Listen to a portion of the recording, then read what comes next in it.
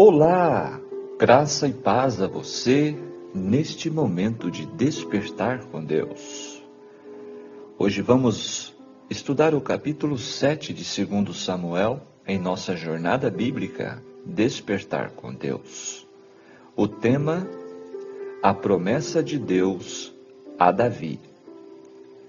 Acima de tudo que desejamos nesta vida, aqui neste mundo, existe um propósito divino, uma promessa e uma aliança eterna de Deus para cada um de seus filhos. O que você sabe e qual a sua reação diante disso? Diante desta aliança, desta promessa de Deus? No capítulo de hoje, vamos conhecer a linda promessa e a aliança de Deus com Davi e que se estende a mim e a você. O capítulo 7 é o clímax dos livros de Samuel. Olha só, contém uma profecia ampla e de atos imediatos e remotos. Os versos imediatos tratam de Davi e seus descendentes seculares. Os remotos tratam de Davi e seus descendentes, os remotos tratam da pessoa de Cristo e de seu reinado eterno. Essa promessa se tornará um tema central nas Escrituras, refletindo a fidelidade de Deus e sua aliança com Davi e seu povo. Venha conosco nessa jornada e descubra como esses princípios de fé e compromisso ainda são relevantes para nós hoje. Esta é nossa introdução, um pequeno epílogo em nosso estudo do capítulo 7 de 2 Samuel. Agora vamos para a análise deste capítulo. Neste capítulo, Deus se opõe ao plano de Davi em construir a ele o templo. E então promete construir uma casa duradoura, ou seja, a dinastia de Davi.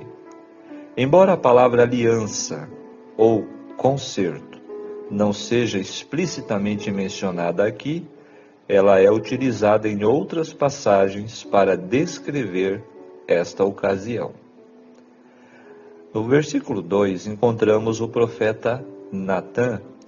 Enquanto que antes Davi consultava a Deus através de um sacerdote, agora ele o faz através do profeta.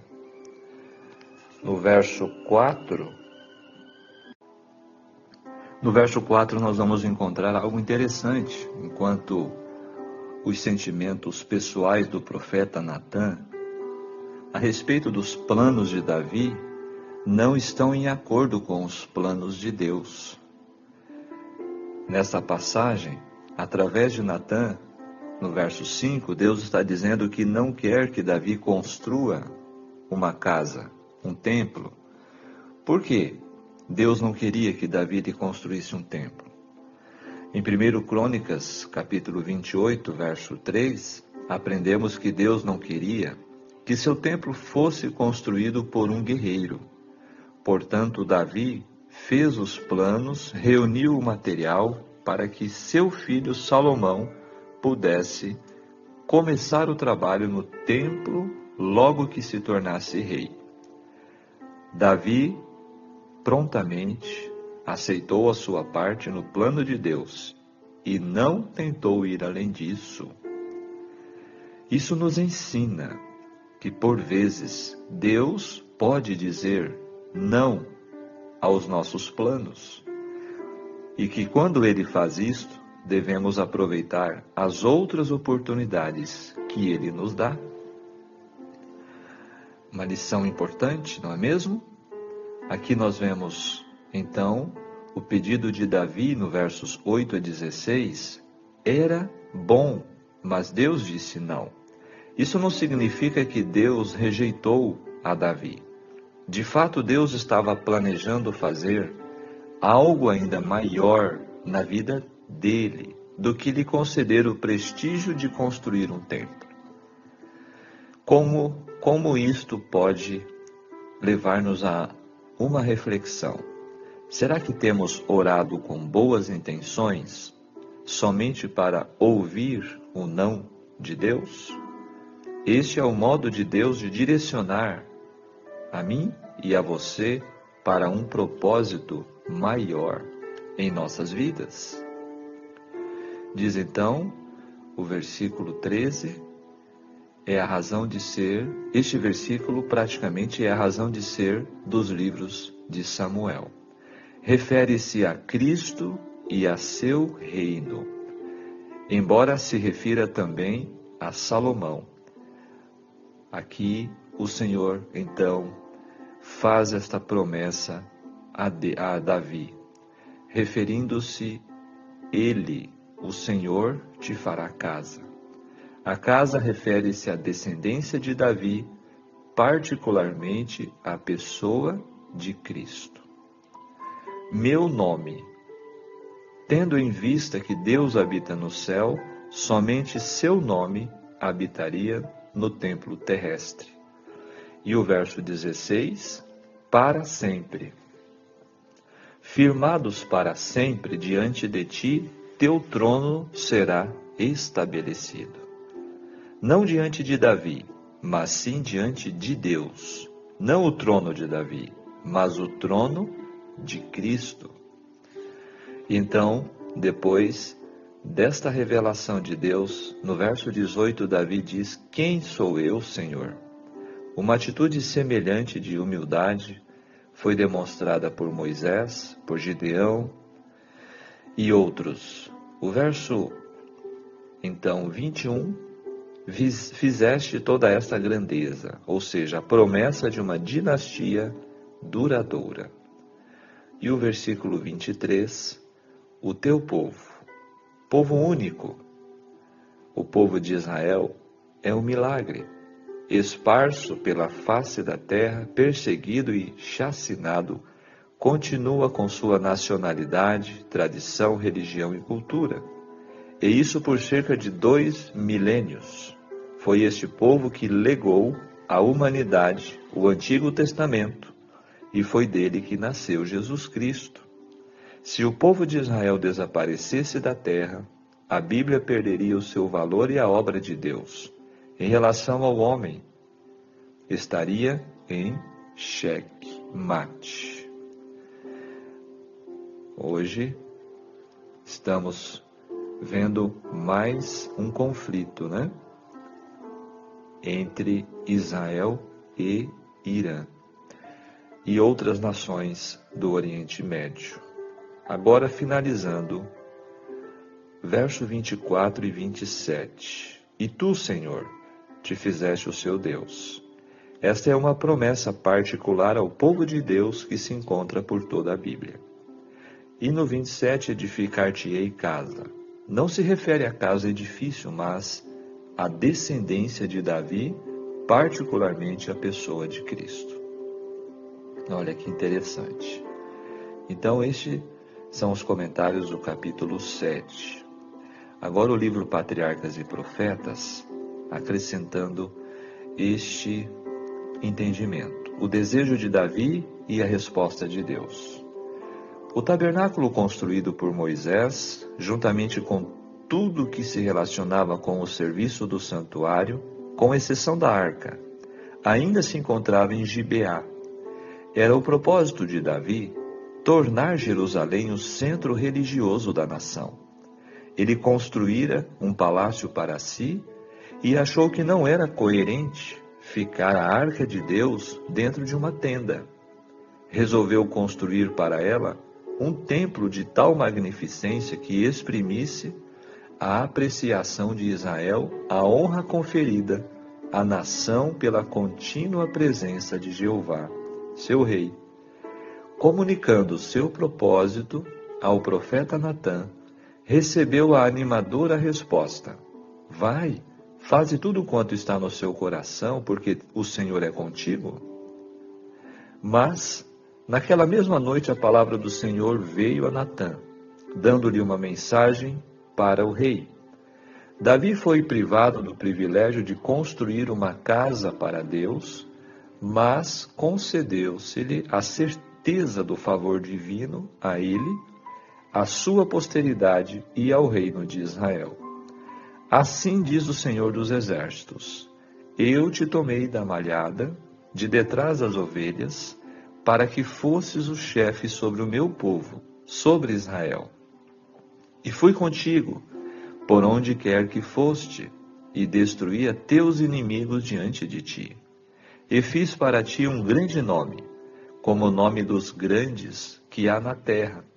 E preparei lugar para meu povo, para Israel, e o plantarei, para que habite no seu lugar, e não mais seja movido, e nunca mais os filhos da perversidade o aflijam como dantes. Versos 8 e 10. A razão por que Davi não devia construir o templo foi declarada. Tu derramaste sangue em abundância, fizeste grandes guerras, não edificarás casa ao meu nome. Eis que o filho que te nascer será homem de repouso, porque repouso lhe dei de todos os seus inimigos em redor. Salomão, significando pacífico, será o seu nome. Paz e descanso darei a Israel nos seus dias. Este edificará casa ao meu nome. Está em 1 Crônicas 22, versos 8 a 10. Qual foi a reação de Davi? Embora o acariciado intento de seu coração fosse denegado, Davi recebeu a mensagem com gratidão. Quem sou eu, Senhor Jeová? Exclamou ele. Qual é a minha casa que me trouxeste até aqui? E ainda foi isto pouco aos teus olhos, Senhor Jeová, senão que também falaste da casa de teu servo para tempos distantes? E então renovou o seu concerto com Deus. Davi sabia que seria uma honra a seu nome e traria glória ao seu governo realizar a obra que em seu coração se tinha proposto fazer, mas estava disposto a submeter sua vontade à vontade de Deus. Qual a lição que fica para nós? A grata resignação assim manifesta raro se vê, mesmo entre cristãos.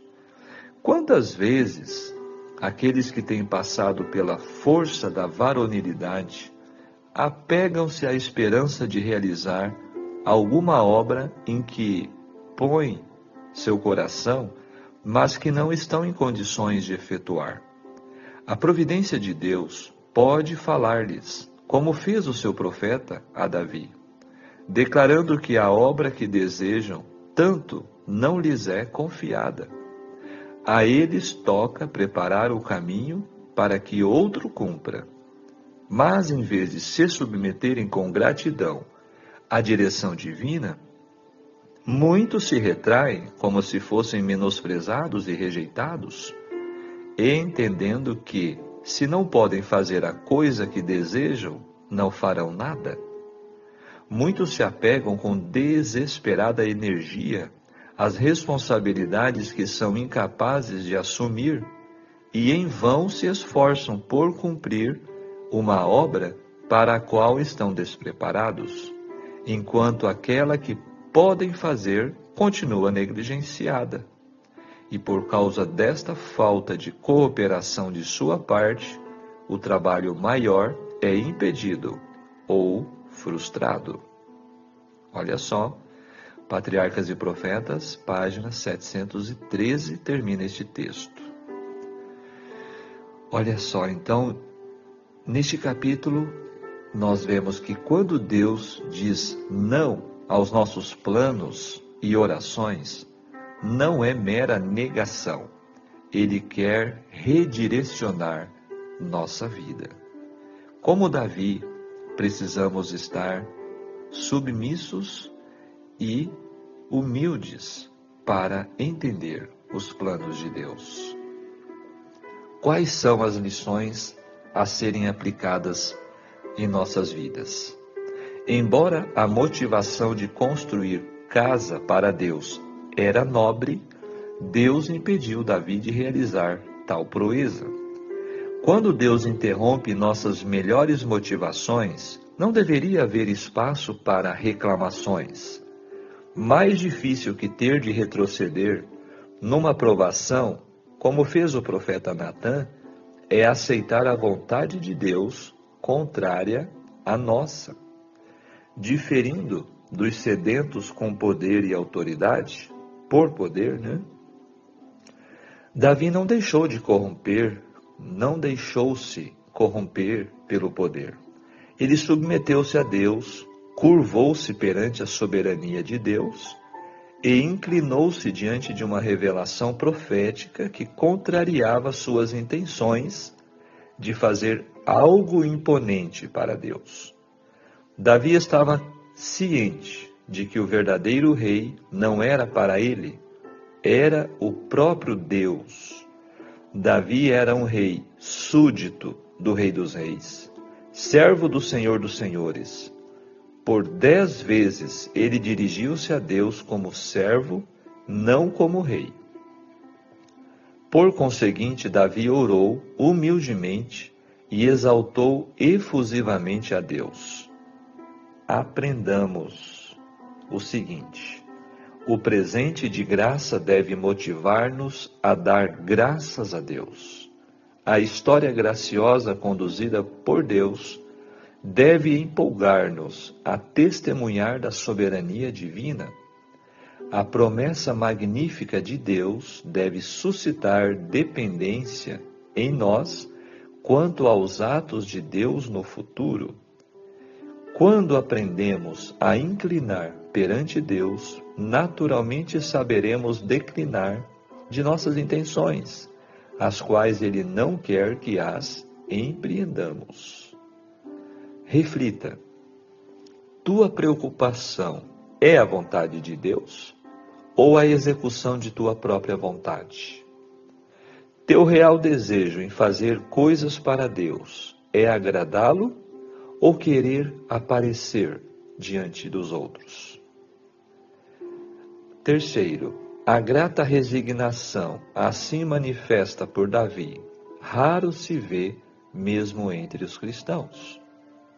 Espiritualidade saudável requer submissão. Sejamos humildes, Deus é soberano. Entendamos, a vontade de Deus sempre é a melhor, perfeita e agradável, mesmo que a vontade dele não seja a mesma que a nossa.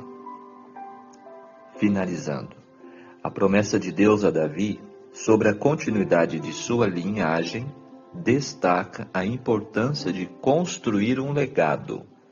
Nossas ações e decisões têm impacto não apenas em nossas vidas, mas também nas gerações futuras. Devemos ser intencionais em cultivar valores e princípios que beneficiarão aqueles que virão depois de nós, assim como Davi foi chamado para estabelecer uma dinastia que culminaria na vinda do Messias. Por fim, a história de Davi nos encoraja a agir com fé e disposição para cumprir o que Deus nos chama a fazer, mesmo que isso signifique aceitar que não realizaremos todos os nossos desejos. A confiança em Deus e a disposição para seguir a vontade dele são fundamentais para a nossa jornada espiritual. Ao aplicar essas lições, podemos nos tornar mais resilientes, orientados pela fé e comprometidos em deixar um legado positivo em nossas comunidades. Em conclusão, 2 Samuel 7 nos apresenta uma narrativa significativa sobre a relação entre Davi e Deus, destacando a importância de aceitar a vontade divina e de compreender que nem todos os nossos desejos se alinham com o plano de Deus. A resposta de Deus a Davi, que inclui a promessa de uma linhagem eterna, sublinha a relevância de construir um legado que impacte as gerações futuras. Ao refletirmos sobre essas lições, somos encorajados a agir com fé, a confiar nos planos de Deus e a nos comprometer em deixar um legado positivo. Que possamos aplicar esses princípios em nossas vidas, buscando sempre a orientação divina e vivendo de forma a honrar a presença de Deus em nossa jornada. Vigiemos e oremos. Amém. Que Deus te abençoe, que Deus te guarde e que estes ensinamentos possam direcionar as nossas vidas. Fiquemos com este pensamento hoje. Quando Deus diz não aos nossos planos e orações, não é mera negação. Ele quer redirecionar a nossa vida. Amém? Mais ensinamentos preciosos que a palavra de Deus traz para nós em nossa jornada bíblica. Vamos orar. Pai nosso que estás no céu, santificado seja teu nome. Obrigado, Senhor, pelo despertar de um novo dia. Obrigado, Senhor, pelo despertar em tua palavra, através, Senhor, dos teus ensinamentos. Queira, Senhor, direcionar as nossas vidas. Ajude-nos em nossos planos, em nossos projetos e vontades. Que possamos sempre ter os nossos planos em harmonia com os teus. Que o Senhor prevaleça em tudo que fizermos.